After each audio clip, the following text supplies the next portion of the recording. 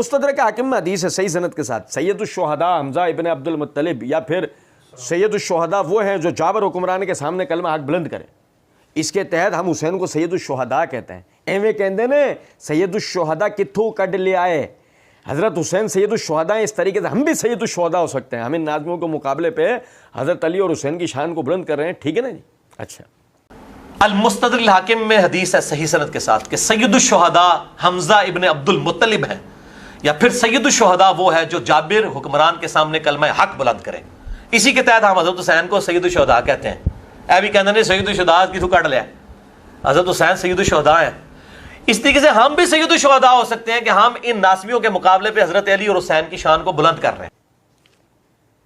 जब आप यकीन करें कि सबसे पहली चीज़ तो आप ये देखें कि जी वो मुस्तदरक हाकिम में हदीस है सही सनद के साथ कि सैयदुश्शुहदा हमजा इब्न अब्दुल मुत्तलिब हैं, या फिर सैयदुश्शुहदा वो है जो जाबर हुक्मरान के सामने कलमा हक बुलंद करें। इसके तहत हम हुसैन को सैयदुश्शुहदा कहते हैं, लेकिन हमजा को नहीं कहते,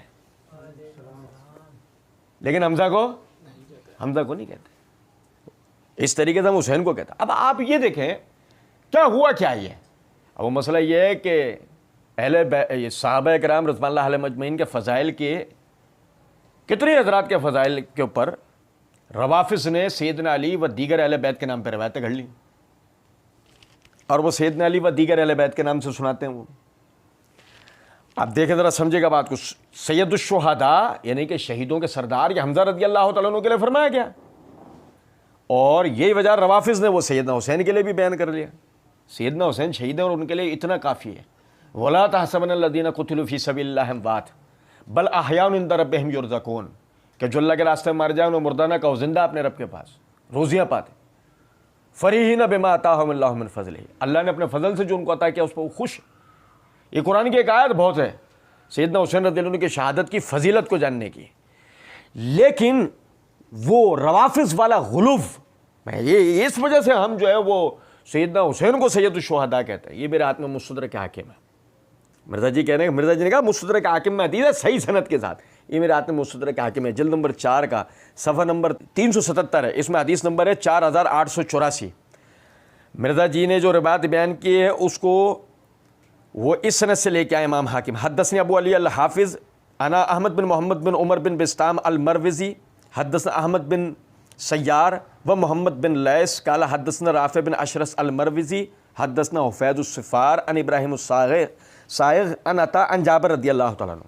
ये इस सनद से ये इसको यानी कि इमाम हाकिम लेके आए, और मिर्ज़ा जी जो है वो बड़े ही तम तराक के साथ करें सही सनद के साथ, चलेगा सही सनद के साथ। और ज़रा देखिएगा, समझिएगा बात को। मिर्ज़ा जी ने अपनी इसी वीडियो के पार्ट 1 में एक जगह एक हदीस की तस्हीह करते हुए ये बात कही है कि इमाम हाकिम ने भी इस हदीस को सही कहा और इमाम ज़हाबी ने भी मुवाफ़िक़त की। इमाम ज़हाबी ने, इसका मतलब ये हुआ कि मिर्ज़ा साहब के पेश नज़र इमाम ज़हाबी की मुस्तदरक पर की गई तलख़ीस मिर्ज़ा जी के पेश नज़र है। ऐसे है, समझ रहे बात क्यों नहीं। और या फिर दूसरी सूरत यह है कि जो मैं कहा करता हूँ कि मिर्ज़ा जी खुद तो मुहक्किक है नहीं, खुद तो मिर्ज़ा जी रटी रटाए पे चलते हैं। जो उनको पढ़ा बेटा मुन्ना चोचो ऐसे बोलो, फिर मुन्ना चोचो ऐसे बोलता, देखो नहीं बेटा ये गलती ऐसे बोलो। या तो ये है या मिर्ज़ा जी के पेश मुहक्किक है, मिर्ज़ा जी के पेश नज़र तलख़ीस होगी। ये मुस्तदरक हाकिम पे इमाम ज़हाबी की तलख़ीस है, इसकी जिल्द नंबर 3 का सफ़ा नंबर 405 है। मारफ़तुस सहाबा के बयान में ज़िक्र इस्लाम हमज़ा बिन अब्दुल मुत्तलिब के तहत हदीस नंबर 4947 यही रिवायत यही सनद है।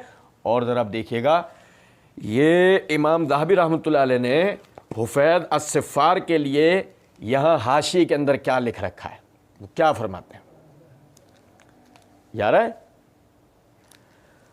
काल ज़हाबी फ़ी तलख़ीस अस्सिफ़ार ला युदरी मन होगा।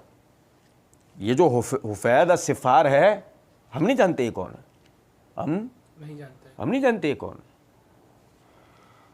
और इमाम ज़हाबी रहमतुल्लाह अलैह की बात बिल्कुल सही है। कुतुब रिजाल के अंदर हुफ़ैद अस्सिफ़ार के बारे में कोई यानी सिकाहत के कलिमात मनक़ूल नहीं है। अच्छा, दूसरा रावी जैसा इमाम ज़हाबी ने कहा امام دہبی نے جس طرح حفید الصفار کے لکھا اس سے رافع بن اشرت المروزی جو روایت کر رہا ہے وہ بھی مجہول الحال ہے. لیکن دو مجہول راوی ہیں سند کے اندر. اب دو مجہول راوی اور ایک چہرہ مرزا جی کا وہ تھا, مجہول راویوں کی روایت کو مرزا جی نے صحیح سند کے ساتھ کہا ہے, اور ادھر ایک مرزا جی کا چہرہ یہ والا ہے کہ یہ اپنے واقعہ کربلا کا حقیقی پس منظر اس کے اوپر ہی انہوں نے پمفلیٹ کے اوپر ہی لکھا ہوا ہے. فرقہ واریت سے بچ کر صرف قرآن اور صحیح الاسناد احادیث کو حجت و دلیل ماننے اور جھوٹی بے سند اور ضعیف الاسناد تاریخی روایات کے فتنوں سے بچنے والوں کے لیے ایک مرزا جی کا یہ چہرہ ہے. یہ ہاتھی کے چائنا کے دانت ہیں, دکھانے کے اور ہیں, پائیداری کے اور ہیں. کچھ بات آ رہی ہے سمجھ میں یا نہیں؟ اچھا جی, اب دیکھیں یہ تو تھی ضعیف سند جس کو مرزا جی نے وہ رسیاں پھینک کے سانپ دکھاتے ہوئے اس کو صحیح ثابت کرنے کی کوشش کی. ایویں کہندے نے سید الشہداء کتوں کٹ لے آئے, ایتھوں کٹ لے آئے ضعیف سند سے, صرف اپنے پیسے حلال کرنے کے لیے. جو فنڈ آ رہا ہے نا مرزا جی کو, بیٹا جو ہم بولتے جائیں, منا تیرا کام ہے اس کو ثابت کرنا. منا بیٹھ گیا ثابت کرنا, پبلک مل گئی ہے وہ والی ہپنوٹائز ہوئی نہیں سمجھ میں آ رہی کچھ بات. اور وہ پبلک کیا کہ وہ بولے چلے آ رہا ہے پبلک, اچھا لیکن اب اس کے بعد آپ دیکھیں. اچھا میں یہاں بات آگے لے آنے سے پہلے ایک بات بولوں. مرزا جی صحیح سند صحیح حدیث بھی بیان کر سکتے تھے, پتہ آپ کو. سیدنا حسین رضی اللہ تعالیٰ عنہ کا ایک ظالم جابر حکمران کے سامنے کھڑا ہونا, کلمہ حق بلند کرنا, اگر مرزا جی اسی پس منظر میں روایت سنانا چاہتے تھے تب مرزا جی چاہتے تو یہ سن ترمذی اس کی جلد نمبر 2 کا صفحہ نمبر 552 ہے, کتاب الفتن ہے. امام ترمذی رحمۃ اللہ علیہ اس کو اس باب کے تحت لائے ہیں, باب افضل الجہاد کلمت عدل عند سلطان جائر کے تحت. حدیث نمبر ہے 2289. حضرت ابو سعید خدری رضی اللہ تعالیٰ عنہ فرماتے ہیں کہ نبی صلی اللہ علیہ وسلم نے فرمایا سب سے بڑا جہاد ظالم حکمران کے سامنے کلمہ حق بلند کرنا ہے, اور ناصر الدین البانی رحمۃ اللہ علیہ نے اس کو صحیح قرار دیا ہے. مرزا جی چاہتے سیدنا حسین رضی اللہ عنہ کی فضیلت بتانے کے لیے کہ وہ ظالم حکمران کے سامنے کلمہ حق بلند کرنے لیے فضیلت بتانے کے لیے وہ صحیح حدیث بھی پڑھ سکتے تھے, لیکن مسئلہ یہ تھا کہ یہاں ان کے لیے سید الشہداء والا کوئی لقب بیان اشارتاً بھی نہیں ہو رہا تھا. اور مرزا جی نے یہ کسی طریقے سے یہ فضیلت پر بھی حمزہ رضی اللہ عنہ کو اکیلے رہنے نہیں دینا تھا. روافظ کی تقلید کے اندر یہ کسی طرح سیدنا حسین کے لیے ثابت کرنے کی کوشش کرنی تھی. تو یہی وجہ ہے کہ مرزا جی نے پاپڑ بیلے, اور پاپڑ بیلتے ہوئے مرزا جی سے نا وہ پاپڑ پھٹ گئے. کہنے لگے اے بے کہندے نے سید الشہداء کتھوں کٹ لے آئے, ایتھوں کٹ لے آئے ضعیف سند نو. کہتے ہیں کہ اس طریقے سے ہم بھی سید الشہداء ہو سکتے ہیں کہ ہم ان ناسبیوں کے مقابلے پہ حضرت علی اور حسین کی شان کو بلند کر رہے ہیں, ٹھیک ہے نا جی. اب یقین کریں کہ وہ بھائیوں نے یہ لکھا تھا, پھر وہ کیا ہوا کہ میں اس کو دیکھنے لگا, میں نے کہا یہ جب میں نے جملہ پڑھا نا تو میری آنکھیں چندیا گئیں. میں یہ ریکارڈنگ چلائی, میں مرزا جی کو میں نے ایسے دیکھا, مرزا جی یہی کلمات کہہ رہے ہیں. میں حیران رہ گیا, مرزا جی نے کلمات کہے ہیں کہ اس طریقے سے ہم بھی سید الشہداء ہو سکتے.